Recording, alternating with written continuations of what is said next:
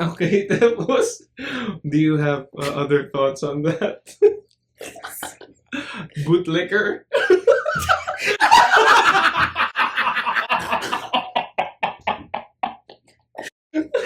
Taylor, baka naman.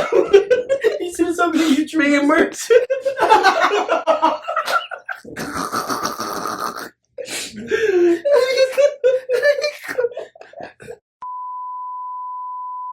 Hello, good day. This is Ray. This is Ralph. And this is the Medium Rare for Two podcast.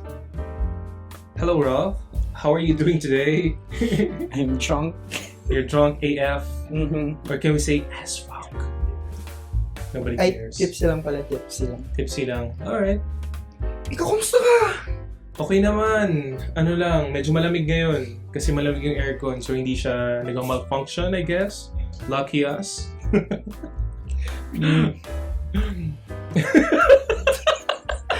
So,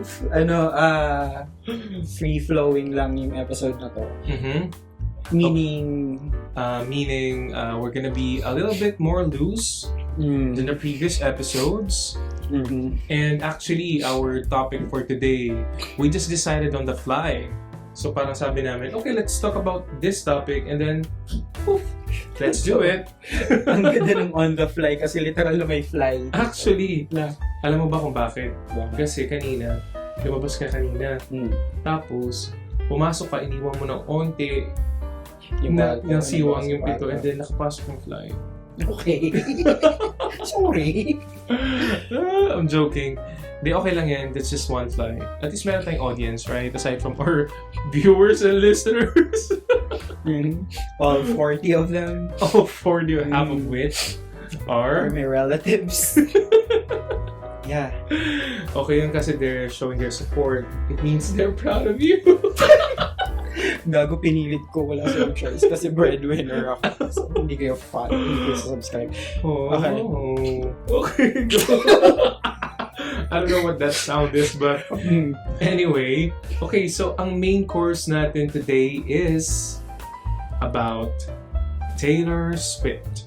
The one and only Taylor Swift. The one and only. Okay, so before we dive right into that, syempre as usual, gawin muna natin yung 2 prior segments natin. Mm-hmm. And ang start ay, what's on your feed? So basically, we're gonna check ano yung lumalabas sa social media feeds namin. Okay, and then next we have the rated R. This time, we're gonna be rating upcoming films. So, we're gonna Based sa trailers. Based So, on their trailers, correct? trailers lang yung i-rate. Because syempre we can't, well, it's not out yet. That's it. Okay, so how about we start sa first segment, Ralph? What's on your feed? Ang una ko nakikita ay meme ng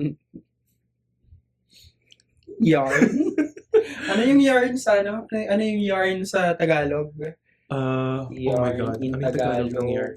Ang yarn ay sinulid daw, pero hindi siya, Not exact translation. basta yung yarn, Yeah. tapos may meme ako nakikita, nakalagay inang yarn, tapos Inang- may yarn ng nanay na nagpapadede ng sanggol. So ilalagay ko yung picture dito. Let's see. Inang yarn. It's cool, though. This is so witty. Mm-hmm. You're following very smart people. Okay. Ikaw, Sige. Ako naman, nasa Reddit ako ngayon. good for you. So, Good for you. good for me. Charge ako. Okay. Because I am a fan of Olivia Rodrigo. Mm-hmm. Okay, so that's why I sang Good for You. Anyway, ito yung nakita ko sa feed Okay. ko. Salamat. Alright, so, pina-follow ko kasi sa Reddit yung Desperate Housewives na subreddit. Mm-hmm. And ang nakapost ngayon dito is a gallery or parang carousel of photos. So, ang sabi ng user, ito yung caption niya, what does my top 5 say about me? Meaning, top 5 characters sa Desperate Housewives. Alright, so sa first photo, picture ni Lynette, played by Felicity Huffman. Second picture, si Andrew, played by Sean. Kalimutan ko yung surname niya. Ako din. Si Sean ay anak ni Brie Van de Kamp.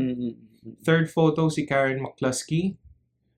Fourth photo, Gabrielle Solis. And fifth photo, si Brie Van de Kamp. The best character in the series. The best character in the series. She's also my fave. Yeah. Good for us. Good for us. Kasi, diba, she's a strong, independent woman. Parang very organized. And parang very compassionate din sa mga tao sa paligid niya. But, she's a Republican. Nakakatawa siya. Period. Nakakatawa siya. Yes. That is correct. She's my mother. Sabi nga ng mga tao sa Twitter. True. Okay, anyway. What does this 5 characters, if you think top nila, say about the user? Okay, parang these are yung tops na to, hindi sila unpopular opinion. So I guess you're just a regular viewer. Okay. Okay. Now we're moving on to our second segment, which is Rated R. So i-rate namin ni Ralph yung trailers ng upcoming films that we will be watching. So we're gonna either rate them as random, meaning it's very random, unimportant, basically not good. Remarkable, meaning it's worthy of attention. Or rare, meaning it's great. Okay? Based on our first impression of the trailers. Of the trailer. Okay, so I'm gonna start. Ito yung aking bunot for today. So, it's a film by M. Night Shyamalan. I'm not sure if I'm pronouncing that correctly. Sue me. Anyway, it will be shown, I think, in a couple of weeks. So, okay, let's watch it, Ralph. The title of the movie is Trap pala. Hindi to based sa original to, screenplay. I think this is an original. Okay, gets. Alam ko to. Inaabangan ko din pala to. Buti pinaalala mo. Ako always, an event kapag nag-release si M. Night ng film. Nakabang yung mga fans sa twist. And sometimes those twists, for better or for worse. Oh. Pero definitely, he's one of the more unique filmmakers out there. So they set up a trap for him.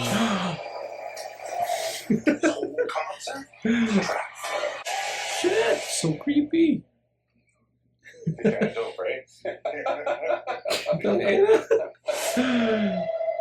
Oh my god. First impression. Excited for sure. Nung napanood ko yan for the first time. And ang gusto ko na may ganyan siyang project. Like, something nakakaiba for Josh Hartnett. Si Josh Tama ba? Hartnett. Oo. It's something na different for him. Hindi na ako masyadong Hindi ako super film familiar din. Pero he has starred in weird shit. weirder, I mean not weirder, parang weird shit, yeah, agree. I mean yes, weird shit. Okay. So, based on the trailer alone, I'm gonna rate it remarkable. Okay. Ako rare ang rating ko. It's great kasi I don't think nakapanood na ako ng ganitong klaseng premise. So that in itself is very rare, right? Unique. So I'm excited for this one. Okay. You pick the next one, Ralph.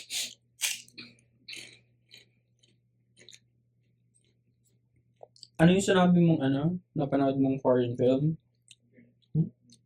Na horror film? Danish film? Speak No Evil. Speak No Evil. Your 2022 film. Remake agad. So, 2024 film na US version. Okay. Sige.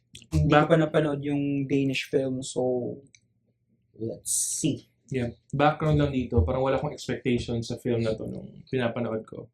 And actually, tinry ko siyang panoorin parang twice before actually finishing it on the third try. And anyway, I'll let the trailer speak. Nagustuhan mo for yung itself. Danish version? Maganda yung Danish version. Okay. It left many questions, but I think intentional siyang ganun. It's an allegory of sorts na hindi ko na tinry i-figure out completely. James McAvoy. Number one pa rin talaga siya sa akin as may number one redundant. May number one Hollywood crush. Listen, you have to come and visit. Yung last niya rin na M. Night ay Split, no? Split. Yung sequel, I guess. Mm-hmm. Ano kasi yun? Glass? Is it Glass? Ah, okay, Glass. Yeah. Hindi ko pa napanood din, pero sobrang ganda ng Split. Familiar. And yung ano naman, faithful yung trailer sa Danish version. Even yung setting. And actually yung scenes. Like parang Just sad to see you go. at points parang shot for shot yung remake. Parang yung based on this trailer yung scenes yun. Okay. Yeah, medyo ano siya, diba? Interesting. Remarkable siya for me kasi nakaka-curious ako sa premise. Mhm. For that alone. Yeah. And of course, James McAvoy. Ako remarkable din siya for me. Ako, I'm not against remakes. When the material is good, I would like to see it again, even if it's in a different form or adaptation. So, but of course, hindi ko pa, based on this trailer, hindi ko siya bibigyan ng rare kasi kailangan nang i-exceed yung source material. And so far, hindi ko nakikita na ginawa niya yun. Either equal or lesser yung impression ko sa kanya. But I would like to see it. I would be seeing this.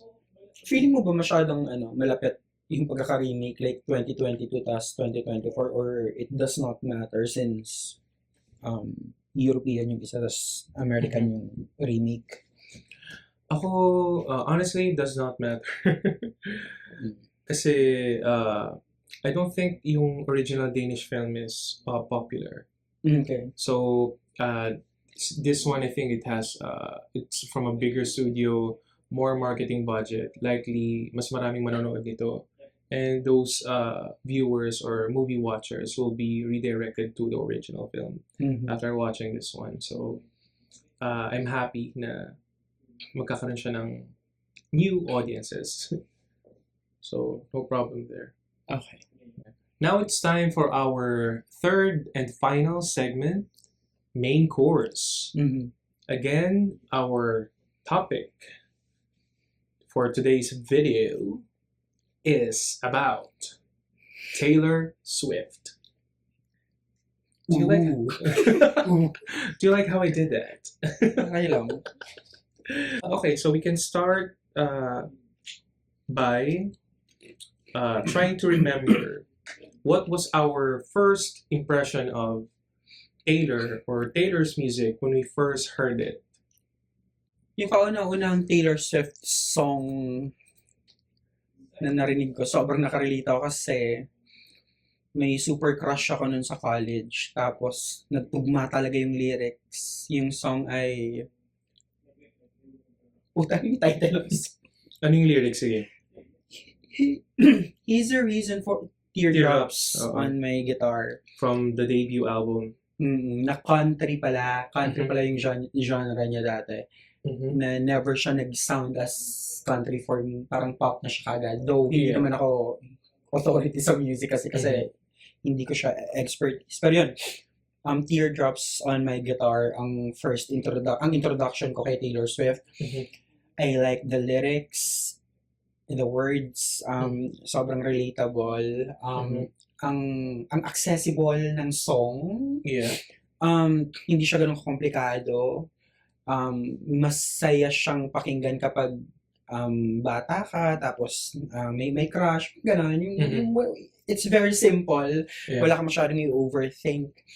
And siya ba nagsulat? Usually siya nagsusulat. Yeah, usually she writes her own songs or co-writes her own songs. And the thing about me ay kapag songwriter yung singer, sobrang gusto ko talaga kasi nakikita ko yung effort. Kaya love na love ko si Mariah Carey. So, yeah. Ikaw ba? Anong first Taylor Swift song mo? Ang first Taylor Swift song ko ay pareho lang. Teardrops on my guitar. So narinig ko siya nung I think first year or second year college ako sa PUP. Tapos naalala ko gusto tong song na to ng crush ko. And yeah, so I listened to it and then very relatable yung lyrics na tama yung sinabi mo, accessible. Parang ang unique stamp niya ay may storytelling talaga dun sa structure ng song. Mahilig siya sa ganun. And that time kasi nakikinig din ako ng country music na iba. Ang difference here is parang dito buo yung pagkakatel niya ng story. While yung, for example, other country songs, parang segmented. And parang it doesn't tie everything together. So, yun yung nagustuhan ko sa kanyang first impression. But, just to add, after nun, medyo, okay, parang this is a good song. Pero hindi ko siya tinry follow. Pero,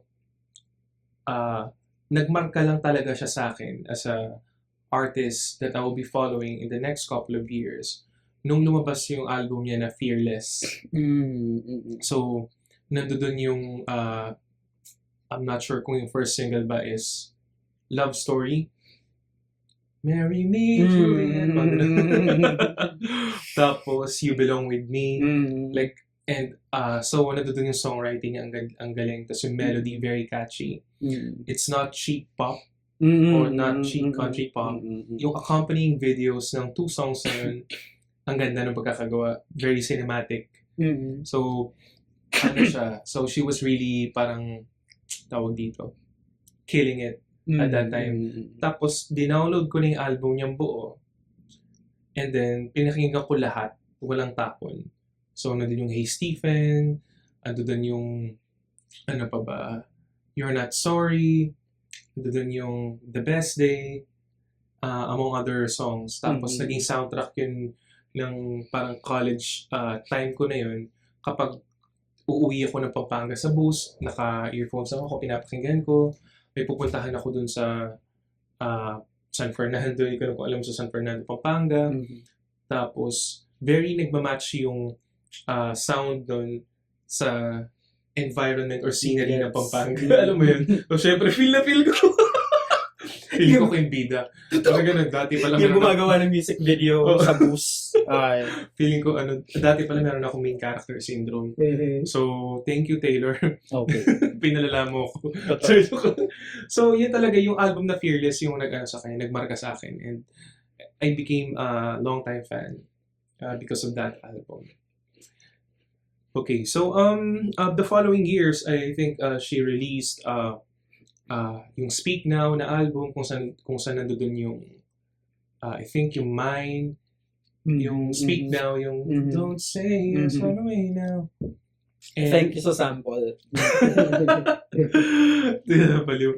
Tas ayun, and then yung Red, and then yung Red yung album before siya mag venture sa pop. Bobo ako sa pagkakasunod-sunod. Okay, it's fine. So, hindi, sorry, Red, tapos 1989 ata. Kung saan nandun yung, anong tawag dito?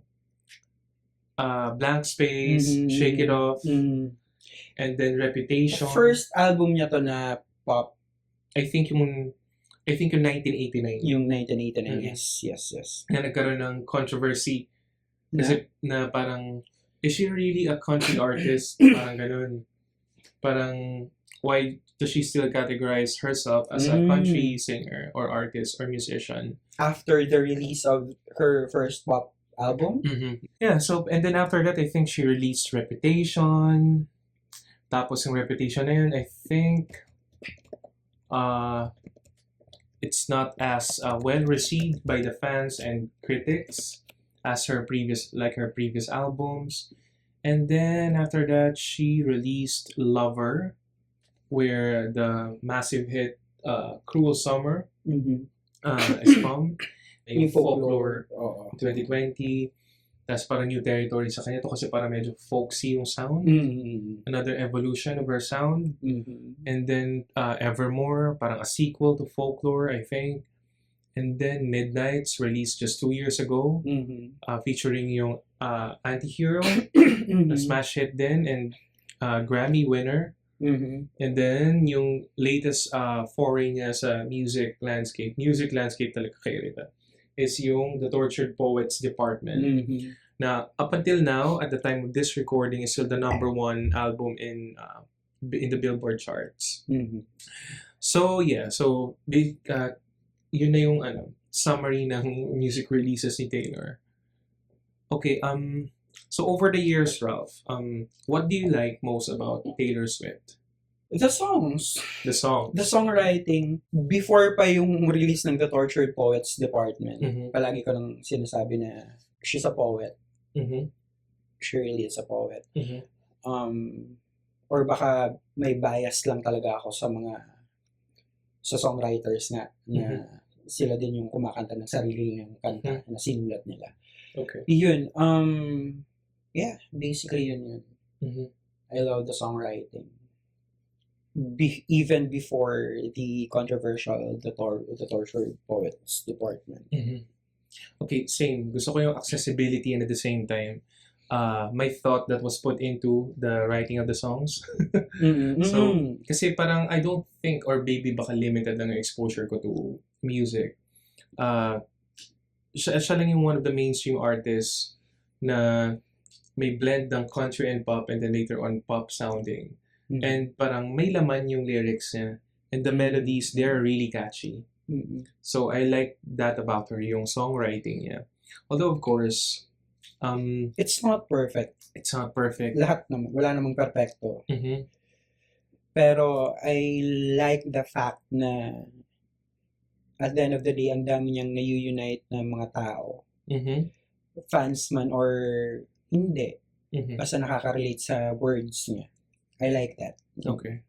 Isa pa pala na gusto ko, parang she used to parang lend her voice to current societal issues and parang swaying her fans to think more progressively. Say for example, parang she spoke out against Trump and Black Lives Matter, among other parang hot button issues na nasa side ng progresibo yung boses niya. So I like that about her. She doesn't do it anymore, pero like parang I like that she participated in those discussions before.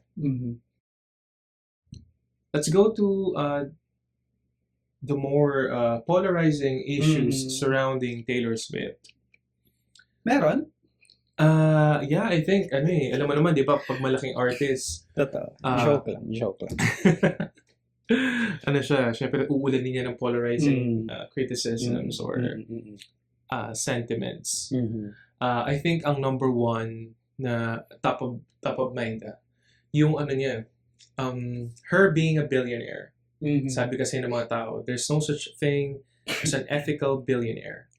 What's your take on that? Kasalanan niya ba na bilyonaryo siya? Is it her fault na bumenta ng malala yung songs niya? And merch? Is it her fault na tinitingala siya ngayon ng napakaraming fans? At kalakip nun, yayaman ka talaga.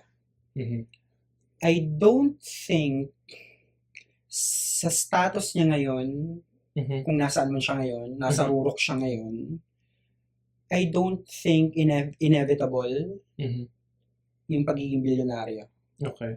It's a given. It is for me hypocrite to think otherwise.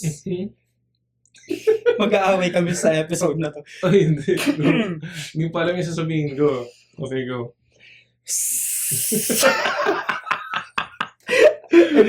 Nag-tiptoe ako. Okay, go.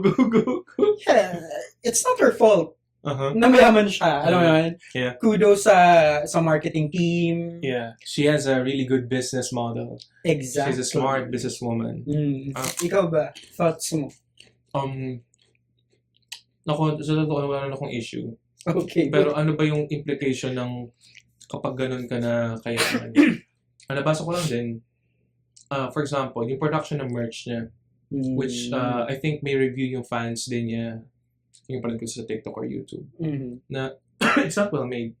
and not made from sustainable material. Mm. So, possibly, nagko-contribute sa waste, pollution. Okay. Mhm. Another thing is yung carbon emissions na ini-emit. Is that the right term? Carbon emissions Mm. from reusable private jets. Yung carbon footprint. Carbon footprint. Mm. So parang, you were saying na parang, okay, parang how about you become more environmentally conscious? Parang ganun. May tinitake na ba siyang move to address that? Let's find out right now. Okay, from Carbon Market Watch. Taylor Swift claims she can offset the immense carbon footprint of her private jet, but the only way for high-flying celebrities and the super rich to reduce their climate impact is to fly less and choose more sustainable forms of transport. Babasahin namin this is from a BBC article, and this is authored by Lola Mendez, a features correspondent for the website. Mm-hmm. This is an excerpt. I'm gonna read it. Swift's publicist told BBC News that she does use carbon offsets to compensate her private jet travel. But how valuable are these in making frequent air travel more sustainable? BBC Travel has reached out to Swift's team for further comment and will update this article if/when we receive a response. Okay, what's your take on that? A controversy, like parang her emitting carbon footprint because she flies a lot. Totoo naman yun. Mhm. Feeling ko kasi yung mga tao nagtatalo tungkol kay Taylor Swift because may expectation both sides na either pula ka lang or puti. Parang gano'n. Na lahat ng good about Taylor, kailangan mo siyang ipangalandakan kapag fan ka. Lahat ng bad, kailangan mo siyang i-dispute. Parang gano'n. Hindi naman kasi yun yung definition ng pagiging fan. For me, kung fan ka talaga ng isang artist, kung sino man yan, hindi ka dapat sarado. Yeah, walang blind following or admiration. Exactly. So parang nagtatalo-talo kasi yung mga tao. Kasi parang, like tayo mag-uusap. Tapos may expectation agad na, ay, i-defend mo to. No? Ito, hindi. Ano, blah, blah, ganon. Yeah. Which is not good. So, at the end of the day, bilyonaryo siya. Yung pagsakay sa kanya sa jets niya, hindi talaga siya green, you know. Hindi talaga siya environmentally friendly. Yeah. Kahit sabihin mo, ang dami niyang philanthropic shit na ginagawa, hindi rin na-offset yung fact na yung pagsakay sa kanya sa jets ay hindi talaga maganda sa kalikasan. Walang lusot for that. And, okay, may ginagawa kang offset, pero does it really solve the problem? It doesn't until you stop riding dun sa mga jets na yun. Yeah, well, yeah. Yun lang yun, plain and simple. And I think, just to add, other fans of Taylor are saying na, or were saying, parang dinadivert nila yung main issue by parang calling out other artists or personalities who also fly a lot. Pero again, that doesn't really address the problem. Exactly. Mag-focus sa katotohanan na may carbon emission talaga na malala. Tama ba? Malala. Yeah. Yung pagsakay-sakay niya sa jets. Also, hindi mo rin, like as a fan, hindi mo rin pwedeng sabihin na, ay, ang hypocrite nyo, kayo ba? Tingnan nyo yung carbon footprint nyo. Tingnan nyo yung blah, blah, blah. Nagsasegregate ba kayo ng mga basura? Okay, totoo naman yun. May hypocrisy sa part na yun sa pangko-call out. Pero hindi kasi yun yung point. At the end of the day, ang point ay hindi na-address pa rin ng maayos ni Taylor Swift yung environmental issues na binabato sa kanya. Hindi ko kailangang i-defend as a fan. It is what it is. Alam mo yan. Yeah. Okay. Alright, on to the next polarizing issue surrounding Taylor Swift. She dated Matty Healy, ang frontman ng bandang 1975. Okay, so what's the problem there, right? She dated this guy. Ano naman? So apparently, may history ng racism, alleged racism itong si Matty Healy. Serious? Tapos, but But Taylor before parang spoke out against Trump, saying Trump was stoking the fires of white supremacy and racism. So I think some people are pointing out the hypocrisy in Taylor Swift's words and actions. Ano ba yung mga issues nitong si Matty Healy? Wait lang ha. Ngayon ko lang yung nalalaman. Sana ko ng 1975 dahil. Seryoso ba yan? Gawa-gawa mo lang yan. Hindi, no. This is widely reported and talked about. Oh my God. Wait lang. Ito. Okay, according to salon.com, I'm gonna quote the article. He is, or Matty, is not interested in political correctness. He used to follow Kyle Rittenhouse on Instagram. He jerks off to and jokes about Ghetto Gaggers, a porn website that focuses on the brutalization of Black women. And importantly, he, in a resurfaced episode from Adam Friedland and Nick Mullen's podcast, laughed along and thus encouraged the host as they mocked Ice Spice as an Inuit Spice Girl and chubby Chinese lady, that's in quotes. He first responded to the episode by saying, "Sorry if I've offended you," a classic non-apology that evades admitting any wrongdoing and instead implies those offended were being overly sensitive. He now says, per the New Yorker, that his offense doesn't matter. End quote. Okay. So, problema siya ni Taylor because hypocritical daw and parang yung brand ng feminism ni Taylor is a white feminism, meaning it centers around supporting women who are white or who are slim, and excludes basically people of color. Parang ganun. Proven yun? Yung white feminism? Ay, yung allegations? Yung white feminism? I mean, it's not proven, pero yun yung interpretation ng ibang tao. So, balik kay 1975. Naging controversy siya because may hypocrisy daw na parang ang problematic ng partner mo. Yeah, parang she said before na Trump was stroking the fires of racism and white supremacy. And now you're dating this guy who has a history of alleged racism. A history of alleged. Kasi of course we can't really confirm yung intentions behind them, right? Exactly. I don't think it's Taylor's problem. Imagine mo ako, may jowa akong problematic, may jowa akong hindi woke, hindi progressive. Okay. Would you rather na nagpipreach ako ng hypocritical stuff na progressive? Or would you rather na pinagtatanggol ko yung partner ko na problematic at nakikiride ako sa mga problematic niyang ginagawa? Okay. Alam mo yan? Kumaga, ano ba yung lesser of two evils then? Yeah, but I wouldn't call I still will. Nice try. I'm not saying that evil na, but if that's the question. Yeah. Pero gets, at least medyo nagaling na. Yeah. It's not Taylor's problem. Okay. It's not Taylor's problem. Hindi niya yun issue. And again,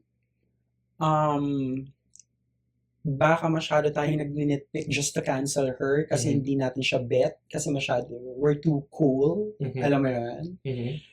Yun yung take ko. It's not her problem. Hindi sa kanya yung bola. Nasa jowa niya yun. Nasa ex niya yun. Okay, yeah. Hindi siya yung dapat mag-defend or mag-explain. She doesn't owe us any explanation sa bagay na yan. That I agree with it. Okay. Parang hindi action ni Taylor yan. Yung alleged racist actions ni Matty Healy. Although parang possibly may question na, aren't you parang co-opting? Is co-opting the right word? Contributing to the wider issue by, parang aligning yourself romantically with the guy.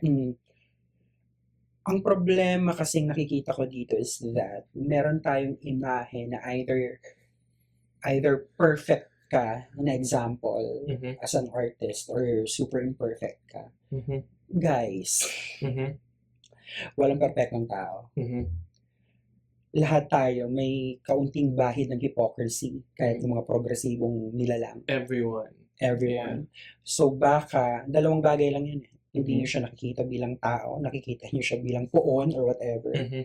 And yung sa kabilang kampo rin, gano'n, na konting kibot, gusto nyo siya agad i-cancel. So, yun yung nakikita kong problema na wag nating titingnan yung mga artista, celebrities as perfect entities Or savior. or savior kasi madi-disappoint lang tayong lahat. Yeah. Alam mo yun?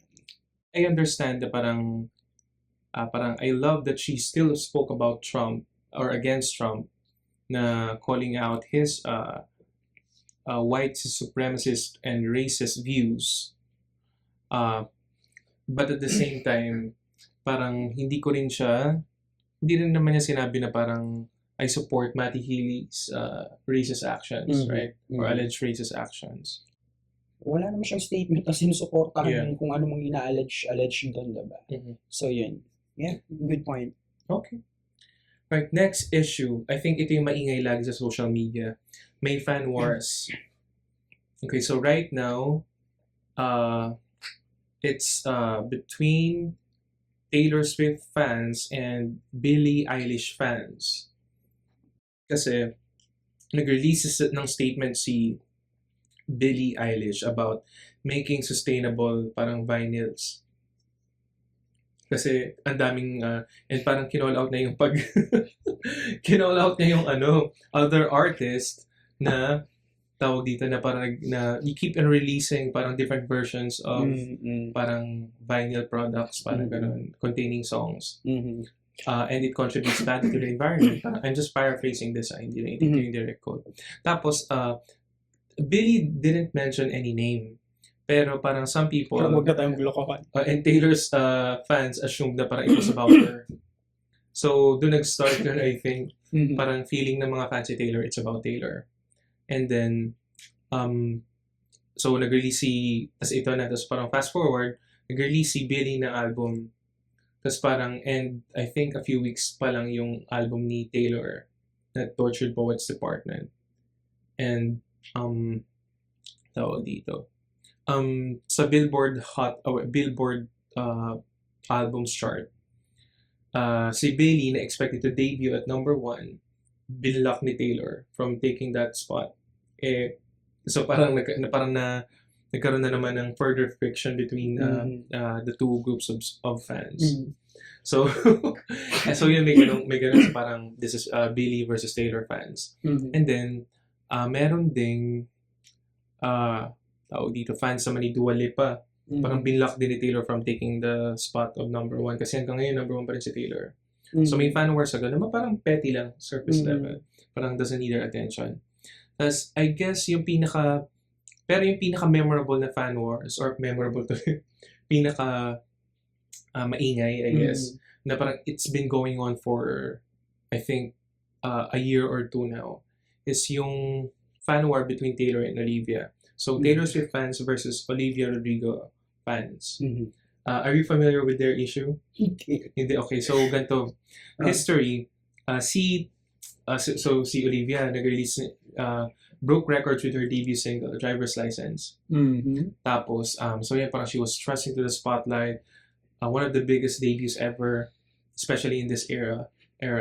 Tapos, and then parang Olivia Rodrigo is known to be a Taylor Swift fan. So parang, that's my mother, parang gano'n yung Tapos, si Taylor, parang ginifan niya pa nga na parang a jewelry of sorts. A jewelry. Parang, this is my baby, parang gano'n or something. So they were really close. Parang the beginning ng spotlight ni Olivia sa music industry. Tapos, ayun, so na-release na ni album. Tapos, I think, months later, hindi ko alam yung exact timeline, biglang kinredit ni Olivia Rodrigo, yung team ni Olivia, si Taylor Swift sa isang song niya, na 50% of royalties. Sa isang kasi, may similarities daw dun sa bridge nung songs. Before yung release ng album, I think, or parang sinasabi ni, di ba, inspired talaga si Olivia kay Taylor. She was very public about it. Tapos parang she even said na parang she was inspired by Taylor's Cruel Summer ato, I think. And parang gumawa siya ng song that pays homage or something sa ganito. So parang, hindi ba to inspiration lang yung bridge? And does it deserve 50% of royalties? Pero kasi, ang dito, ang hindi unknown kung bakit nag-credit si Olivia. So kasi, some people are assuming na Taylor's sued her or Taylor's team sued her, allegedly sued her. Or threatened to sue. Meron din nagsabi na parang binigay nila ni Olivia. Parang ganito, ganyan. Kasi mayroong precedent din. Like parang may nag-try din mag-sue kay Olivia na sa song niya na Good For You. Because it sounds like misery business din. Okay, I'm not familiar with the song. Ayun. Tapos, so parang paying that 50% royalty, tapos parang dito rin, sinabi na may nag-a-assume din na parang, okay, baka mamaya makuha to kasi publicly sinabi ni Olivia na parang inspired ganito. And maybe she already voluntarily gave her 50%.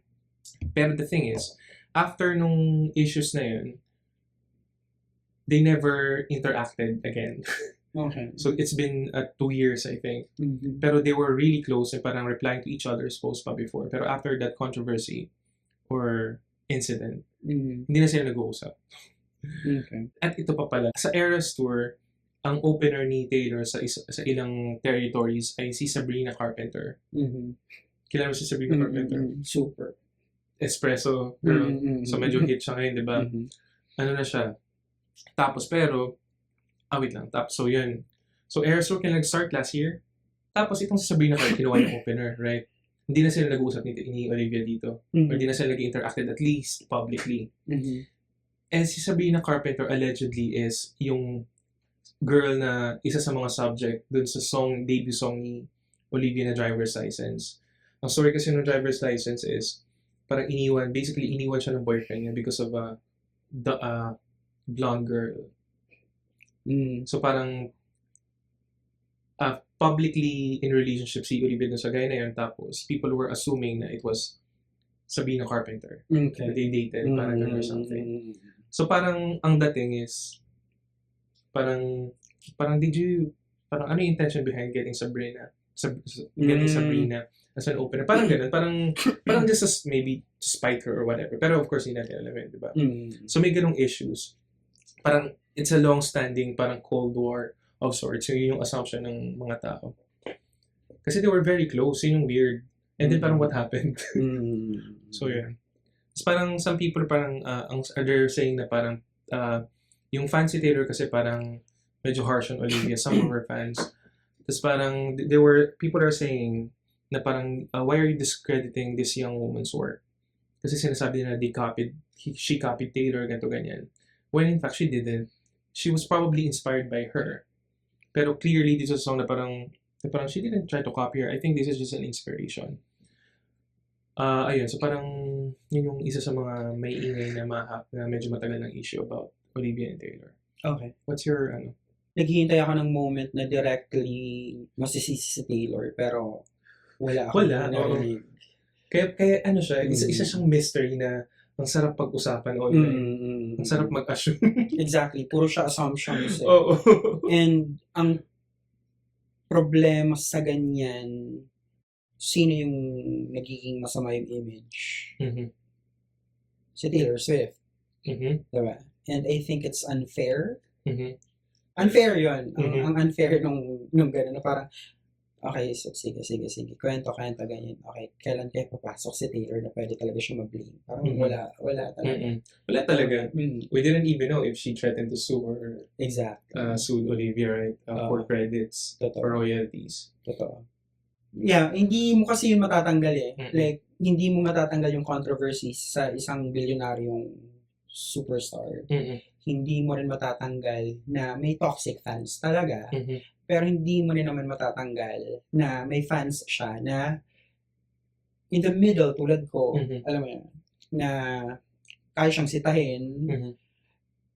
sitahin like sa discs na parang ang daming versions, parang girl, wala na kaming pera. Though I'm not one of those people who buy it, pero ang dami kasi nila. So, So, daming versions. so, yeah, for me naman, as a fan nga, valid yung capitalism issue sa pag-release niya ng discs. And yung parang minomonopolize niya yung market. And parang taking up space from other artists who deserve their shine or spotlight. Or hindi na niya problema siguro yun. Hindi niya problema yun. Hindi niya Yeah. problema kung bumibenta siya. Mm-mm. Or yung iba hindi bumibenta. Pero, yun nga, yung ang daming nire-release tapos pa iba-ibang versions. Doon ako mention, girl, Yeah. alam mo yun. Ang latest parang issue nga around that is sa UK, si Charlie XCX pa yun. Parang she release yung Brat album niya. Parang this is some sort of a resurgence. Kasi apparently magaling material. I haven't listened to it. So parang she was expected to debut parang number 1 sa UK.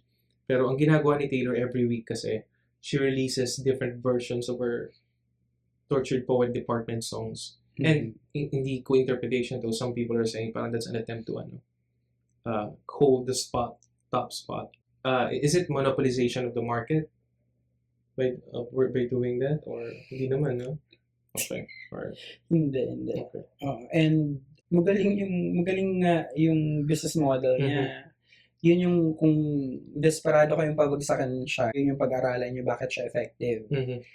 Because hindi mapapabagsak yung isang babaeng celebrity na may ganyang hinuhold na power sa pag-nitpick ng mga kontrobersya, Yeah. especially controversies, na wala naman talaga siyang directly Ginagawa control. masama. Like mga controversies na hindi talaga natin alam kung ano yung totoo, puro allegations, ganyan. Yeah. Hindi mo yan mapapabagsak sa ganyan. Alam mo yan? Yeah. And it's not also an issue if, say for example, if lesser in quality yung tracks sa Tortured Poets Department. Pero sobrang mabenta. Like parang some people are saying that. Yeah. I've only listened to a few songs. Natapos ko yung album, happy naman ako. Though I was so tired after ko siya matapos. So yeah. Okay. Ano pa bang other polarizing issue about Taylor? Ay, merong incident pala. It's some people are saying na parang she's a little bit insecure or parang too sensitive. Naalala mo din nung nag-host sila Amy Poehler and Tina Fey ng Golden Globes. And I think Taylor was in attendance dun sa event. And I think sila Tina Fey and Amy Poehler made a joke about her na parang you should stay away from Michael J. Fox's son. Parang ganun. Tapos, and so parang, alam mo naman sila Tina Fey and Amy Poehler, right? Parang bardagulan naman talaga yung joke sa mga yun. And I think almost everyone was really sport about it, diba? Pero, wait lang may statement si Taylor Swift, parang indirectly na response sa ginawa nila Tina Fey and Amy Poehler. According to an ABC News article, so the 7-time Grammy winner made headlines Tuesday when she told Vanity Fair in an interview for the upcoming April issue that she had some words of her own for the two funny ladies. So I'm going to that Vanity Fair article. Katie Couric is one of my favorite people. Taylor Swift tells Vanity Fair contributing editor Nancy Jo Sales, or Salis. Anyway, on the subject of Mean Girls in general and in response to an incident at this year's Golden Globes, where Amy Poehler and Tina Fey mocked her highly scrutinized love life. Start ng quote, because she said to me she had heard a quote that she loved that said, "There's a special place in hell for women who don't help other women." So, so that's her response to the incident and Mean Girl thingy in general. To which Amy Poehler and Tina Fey responded. Sabi ni Tina Fey, "If anyone was going to get mad at us, I thought it would be James Cameron. I did not see that one coming. It was a joke. It was a light-hearted joke." Tapos ang sabi naman ni Amy, "Oh, I feel bad if she was upset. I am a feminist and she is a young and talented girl. That being said, I do agree I am going to hell. But for other reasons, mostly boring back stuff." Anyway, Mm. did you think she was too sensitive or insecure? Well, not really insecure. I think sensitivity yung issue here. She has the right to be sensitive. Okay. Kasi parang buong career Do you think niya, there's a special place in hell for Tina Fey and Amy Poehler? I don't believe in hell. I'm so sorry. Buong career niya, palagi siyang binabash dahil parang may joke na nga na, ay, pag naging ex ka ni Taylor, may kanta ka, parang gano'n. Nakakapagod yun, naiintindihan ko naman yung pagod sa part na yun, kahit ako mapapagod doon at maiirita. And, may karapatan siyang maging sensitive tulad natin. Okay. Tao lang naman yan. But she can have her moments like this one. Correct. Yes. It's one interview. So, though malaman, pero natatawa ako kasi sa response. For me, mas nakakatawa siya. Hindi ako na-irrita or whatever. Tapos mas nakakatawa yung responses ng dalawa. And parang, But I think this is overkill. There's a special place in hell. And Taylor then has a lot of fans attacking Tina Fey and Amy Poehler. Kasi can you view it from that lens din eh.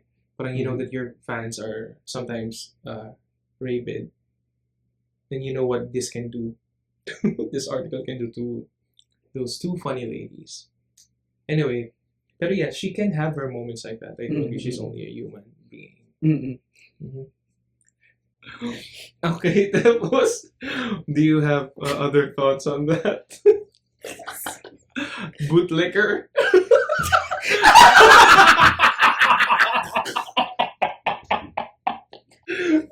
Taylor, baka naman.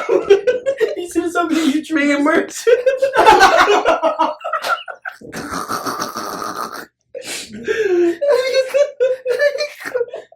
Biglang hindi naniwala sa hell. Di ba usually yung there's a special place in hell, ginagawa naman siyang parang funny thing. Alam mo yun, hindi siya ganun kaseryoso. Alam mo yan? So yeah. Anyway. I don't believe in hell. Hindi talaga kasi ako naniniwalang may hell. Kaya ko lumabas yung sipon ko sa Uy, ano pang views yan? Taylor Swift.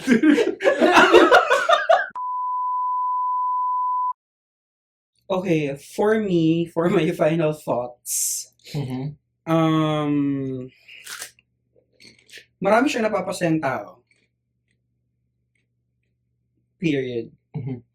Hindi matatanggal yon ng anyone who just doesn't wanna listen to her music because they feel that they are cooler than Taylor Swift's fans. Yeah, at the end of the day, magkakaiba tayo ng taste sa music. Amen. Yeah. So, if I like Taylor's songs, don't yuck my yum. You do you. Yep. Amen. And ayoko rin na dinideny ng iba na wala siyang Taylor Swift songs. Alam mo yun? It's stupid to say that. Ang dami niyang iconic songs. Yep. And lastly, magaganda yung mga kanta niya. Marami siyang magagandang mga kanta, hindi dapat yung tinatanggi. Marami siyang songs na bop. Napakarami yung songs na relatable. So, hindi natin yun matatanggal sa kanya at sa fans niya. And siguro pang huli na lang, karapatan niyang magsulat ng songs about her exes. Hindi ko nakikita ang issue yun. Yeah, it's not a problem. Kasi kung yung source niya ng emotions ng heartbreak, extreme emotions. And to relate to fans. Yeah. Na, Saan siya huhugot, right? exactly. At least may hugot, alam mo yun. Hindi yung parang binigyan ka na lang ng songs ng songwriters tapos kinanta mo porket sikat ka. Tapos wala ka naman talagang attachment sa song. Yeah. I'd rather listen to Taylor's songs na alam kong may pinanggalingan, may hugot talaga. Tapos siya yung nagsulat. Okay. Yeah. Same. Final thoughts. I still like some of or many of Taylor's old music. Honest review, and I'm allowed to have an honest review. I think yung latest album niya is just not for me, and okay lang, I'm allowed to dislike pieces of work or art from artists, right? And I think she can do better. Okay. If I'm just gonna be honest. Mhm. Tapos, ano pa ba? Ano to, it's not really about Taylor anymore. Pero siguro kung, but what's happening in the industry or from what I can hear from my chambers online and sa mga pinapanood ko, sa sinasurf ko, medyo nauumay na ako. Okay. Valid naman yun. Yeah, it's not her problem. Ibig sabihin nun, effective yung marketing niya. You know what I'm saying? Mabenta talaga siya, pero I need a break. Okay, gets. Maybe she can return with stronger stuff. Okay, gets. If she allowed herself to take this break. Yaman naman na siya, billionaire na siya. Gets. That's valid. So yeah, that's it. That's it. Hindi tayo nag-away ng malala. Yeah, I mean, there's nothing to fight over about, right? Akala ko kasi, And that's it. We will see each other again next week. This is Medium Rare for 2. I am Ray. I am Ralph. And bye-bye. Bye-bye.